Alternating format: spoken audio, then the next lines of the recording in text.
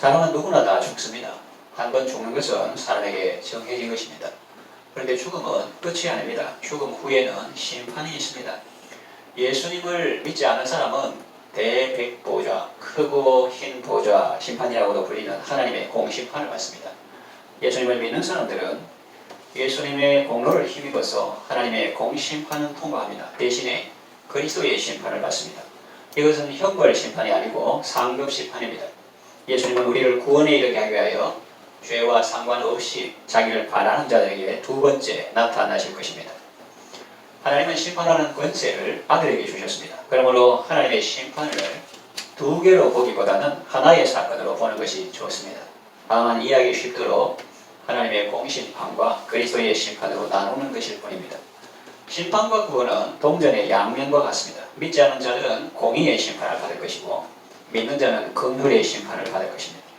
십자가의 도가 멸망하는 자들에게는 미련한 것이지만 구원을 얻는 우리에게는 하나님의 능력이 되는 것과 같은 이치입니다. 자, 그렇다면 이제부터 하나님 심판의 기준에 대해서 살펴보겠습니다.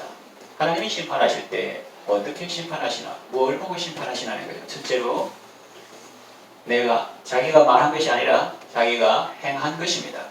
다시 말하면 자기 입에서 나간 것이 자기의 모습이 아니라 자기가 행한 것이 자기의 참 모습이라는 것입니다. 내가 고상한 말을 했다고 해서 내가 자동으로 고상한 사람이 되는 것은 아닙니다. 내가 성경에 나오는 말을 거의 외우다시피 해서 말했다고 해서 내가 그 말씀대로 살았다는 것은 아닙니다. 목사가 성경 원어를 많이 알고 화려한 언변으로 유식한 말을 많이 했다고 해서 자동으로 훌륭한 사람이 되는 것은 아닙니다. 예수님은 산상부훈 마지막 부분에서 이렇게 말씀하셨습니다. 마태복음 7장 21절 나더러 주여 주여 하는 자마다 다 천국에 들어갈 것이 아니요 다만 하늘에 계신 내 아버지의 뜻대로 행하는 자라야 들어가리라 그랬습니다. 그렇다고 우리가 하나를 얻기 위해서 다른 것을 포기할 필요는 없고 말은 안 중요하다 이렇게 하면 안 되고 말도 중요하지요. 말 한마디로 천냥빚도 갚고 죽은 사람도 살리고 하기 때문에 우리가 말도 옳은 말, 칭찬의 말, 성경에 나오는 또 성경적인 말 그렇게 하는 것이 중요한데 그보다 더 중요한 것이 내 입에서 나간 말이 나의 수준이 아니라 내 삶으로 나타난 행동이 나의 수준이다. 이것을 우리가 기억해야겠습니다. 두 번째는 신앙생활이 아닌 일상생활입니다. 우리는 가끔 이해의 편의상 신앙생활과 일상생활을 구분해서 생각합니다. 그런데 곰곰이 생각해보면 사실 이 둘은 나누어질 수 없습니다. 참된 신앙생활은 우리의 일상생활을 통해서 나타나는 것입니다. 그리고 우리의 일상생활이야말로 우리 신앙의 참모습이라고 할 수 있습니다. 주일날 교회에서 어떻게 생활을 했는가 그것도 보시겠지만 그보다 더 엿새 동안 하나님께서 세워주시는 삶의 자리에서 어떻게 생활을 했는가로 평가받을 것입니다. 셋째는 누림이 아닌 나눔입니다. 예수님을 모르던 사람이 예수님을 알고 예수님을 믿으면 새 생명을 얻고 구원의 기쁨을 얻게 됩니다. 천국의 기쁨을 누리게 됩니다. 이렇게 가난과 고통과 궁핍함 속에서도 예수님 덕분에 천국의 기쁨을 누리는 것은 좋습니다. 그런데 천국의 기쁨이 아닌 이 땅에서의 보상을 생각하고 재물이나 권세나 명예를 누리려고 한다면 그것은 위험합니다. 성도들이 다 건강하고 복된 삶을 살면 좋지만 그런 말이 유행한다는 게 좀 섭섭해요. 뭐냐 하면 집사 되면 집 산다 그런 말. 그러니까 우리가 이 땅에서 가난하고 힘들어도 천국의 기쁨을 누리는 것은 좋은데 마치 예수 믿어가지고 당연한 대가처럼 집사 되면 집 사고 장로 되면 뭐 하고 하는 그런 생각은 이 땅에서 예수 믿어서 무엇을 누리겠다 그런 거는 아니라는 거죠. 위험하다는 거죠. 그래서 심판의 기준은 이 세상에 살면서 얼마나 많이 누렸느냐 하는 것보다 얼마나 많이 나누었느냐 하는 것이 판단의 기준이 될 것입니다.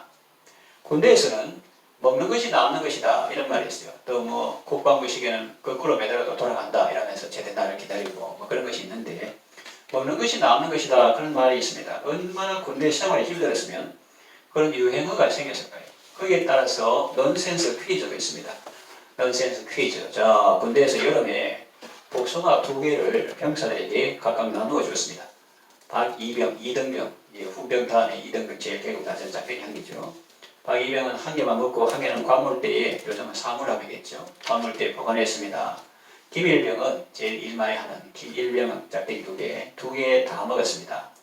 최상병은 자기 거 2개 다 먹고 결석한 동료까지 총 4개를 먹었습니다. 그렇다면 누가 제일 많이 남았느냐 하는 퀴즈죠. 일반 상식적으로 하면 한 개 먹고 한 개 보관하고 있는 그 사람이 제일 남았다 이렇게 하겠지만 군대 수학이잖아요. 그 정답은 최상병입니다.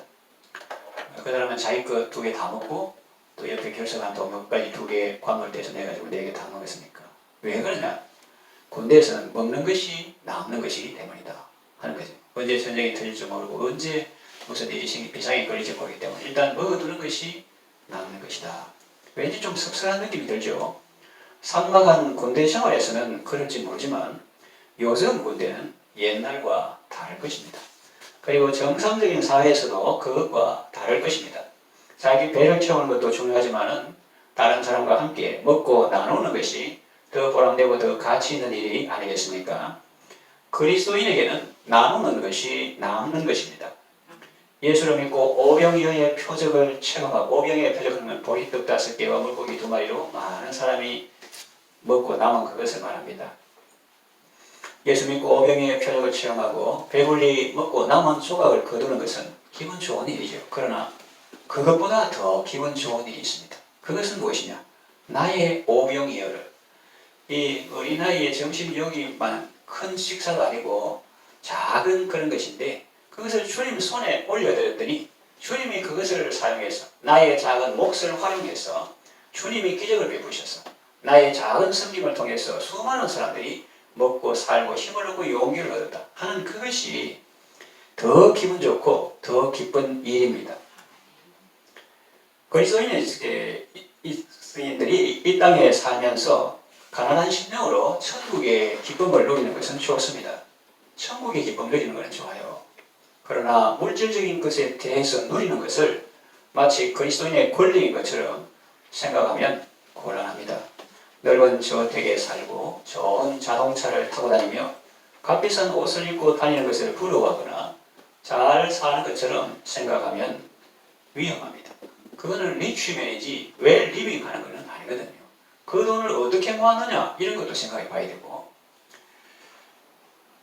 우리가 마지막 날 예수님 앞에 섰을 때 예수님은 무슨 말씀을 하실까요? 우리가 예수님 앞에 섰는데 예수님이 우리에게 무슨 말씀을 하실까요? 넌 얼마나 넓은 집에 살았느냐? 13평? 100평? 뭐 이런 걸 물으실까요? 넌 얼마나 좋은 차를 타고 다녔느냐? 매덕하는 그런 차를 타고 다녔느냐? 그런 걸 물으실까요? 또 너는 얼마나 비싼 옷을 입고 살았느니? 그런 걸 물으실까요? 그렇지 않을 것입니다. 내가 너에게 준 것을 너는 얼마나 감사하며 다른 사람과 나누며 살았느냐? 그런 걸 물었겠죠. 차가 좋거나 안 좋거나 그 차 가지고 구역 식구들, 모분들 태우고 교회에 이렇게 같이 예배 참석하거나 또 섬기는 삶을 살았느냐? 내가 준 재능을 가지고 얼마나 다른 사람을 섬기고 도와주었느냐? 그런 것을 물으시겠죠. 그런 의미에서 우리는 부자와 가난한 사람의 개념을 다시 생각하게 됩니다. 아무리 많은 것을 가져도 여전히 그 속에 생각이 남의 것을 빼앗고 더 가지려 하고 혼자서 이 땅의 모든 부를 독점하려는 사람은 사실은 매우 가난한 사람입니다. 허기진 사람이에요. 그런가 하면 가진 것이 적어도 하나님께 감사하며 하나님께서 주신 것들을 이웃과 나누며 사는 사람은 부유한 사람이라고 볼 수 있습니다. 사도 바울이 말한 바 같이 가난한 자 같으나 부유하고 아무것도 없는 자 같으나 모든 것을 가진 자로다 하는 것입니다. 저는 하나님께 받은 은혜를 혼자 있을 때 목양실에서 성경 읽으면서 기도하면서 하나님께서 주시는 구원의 기쁨과 감격과 깨달음 어떻게 살아야 되는데 이거를 먼저 제가 자신이 은혜를 받고 그것을 정리해서 마치 채소 수확해가지고 요리하는 것처럼 하나님의 말씀을 요리해서 한 30분 내로 이렇게 전할 수 있도록 이렇게 요리해서 이렇게 나누는 말씀 봉사 하나님 이것을 참 기쁘게 하나님께 감사하게 생각합니다. 그리고 또 적어나 지금은 겨울이지만 봄, 여름 되면 밭에서 기른 채소나 과일을 여러분과 함께 나눌 때도 기쁩니다. 그런 은혜를 주신 하나님께 감사하며 또 그렇게 섬길 수 있도록 배려해 주신 분들에게도 감사를 드립니다. 넷째는 얼마나 대접을 많이 받았느냐가 아니라 얼마나 섬기는 삶을 살았는가입니다. 예수님은 자신이 이 세상에 오신 목적을 이렇게 말씀하셨습니다. 마가복음 10장 45절에 인자가 온 것은 섬김을 받으려 함이 아니고 도리어 섬기려 하고 자기 목숨을 많은 사람의 대속물로 주려 함이니라 그랬습니다. 예수님인 제자인 우리도 예수님처럼 섬기는 삶을 살 때 그리스도인의 진정한 가치가 있습니다. 오늘날 세상은 5천 명분을 혼자서 먹는 사람을 성공했다고 생각하고 대단한 사람으로 여깁니다. 그리스도인들 중에도 그런 사람을 부러워하는 사람이 있습니다. 그러나 그리스도인은 그런 사람을 부러워하면 안 됩니다. 오히려 5천 명분을 혼자서 먹는 사람이 아니라 혼자서 5천 명을 먹이는 사람을 부러워해야 합니다. 기억하기 쉽게 5천 명이 했지만 꼭 5천 명 아니더라도 많은 사람을 살리고 세우고 이끌을 주고 또 살게 하고 희망을 주고 새 힘을 주는 이런 사람이 귀하죠. 예를 들면 주석중 교수 같은 사람입니다. 얼마 전에 고인이 되었습니다만 주보 속죄로 나왔죠. 그는 응급 환자를 위해 그 유능한 의사인데 멀리 좋은 아파트 가는 게 아니라 응급 환자를 위해서 병원 가까운 곳에 집을 구했습니다. 그리고 시간 아끼기 위해서 자전거 타고 출퇴근을 했습니다. 그리고 죽은 후에 그 책상 위에 보니까 라면 부스러기 이런 게 있어요. 그러니까 바쁠 때는 라면 부스러기로 배를 채우면서 음식 먹는 시간도 줄이고 환자를 돌보는데 최선을 다했습니다. 그러다가 자신의 의술과 섬김으로 환자의 상태가 호전되는 것을 그렇게 기뻐했습니다. 물론 we care, God cure. 사람은 돌보는 일을 하고 치료한 분은 하나님이다. 의사는 하나님께 기도하죠. 자신의 하나님께 주신 재능과 의술로 사랑으로 정성으로 잘 이렇게 치료해서 환자 상태가 좋아졌다 할 때 억수로 아주 기뻐했다는 거죠. 그렇게 살다가 어느 날 자전거를 타고 가다가 부주의한 기사가 몰던 덤프트럭에 치여서 숨졌습니다. 많은 사람들이 그의 죽음을 안타까워하며 애도했습니다. 그는 그리스도인입니다. 정말로 예수님을 많이 닮은 사람이지요. 다섯째, 얼마나 유명한 삶을 살았는가 보다 얼마나 사랑의 삶을 살았는가입니다. 어떤 유명한 유튜버는 자기 영상 조회수를 늘리기 위해서 위험한 행동을 하다가 목숨을 잃었습니다. 사람들은 모두 다른 사람들의 관심을 끌기를 원하고 유명해지는 것을 좋아하는 경향이 있습니다. 이런 시대적 분위기 속에서 예수님의 말씀은 우리에게 참 이상한 말씀처럼 들립니다. 물론 옳은 말씀이지만 충격적으로 다가온다는 거죠. 누가복음 6장 26절에 이런 말씀이 있습니다. 모든 사람이 너희를 칭찬하면 화가 있도다.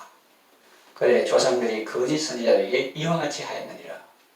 저는 이 말씀을 청년들에게 전하기만 했는데 우리 교회 말고 전에 충청도에 있을 때 그런 게 성경에 있으니까 그렇다. 그렇게 성경을 골고루 읽어야 된다.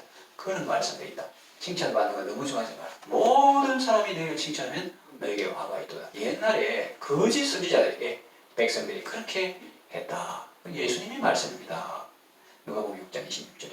그리고 누가복음 16장 15절 하반절에 사람 중에 높임을 받는 그것은 하나님 앞에 미움을 받는 것이니라. 이런 말씀도 있어요.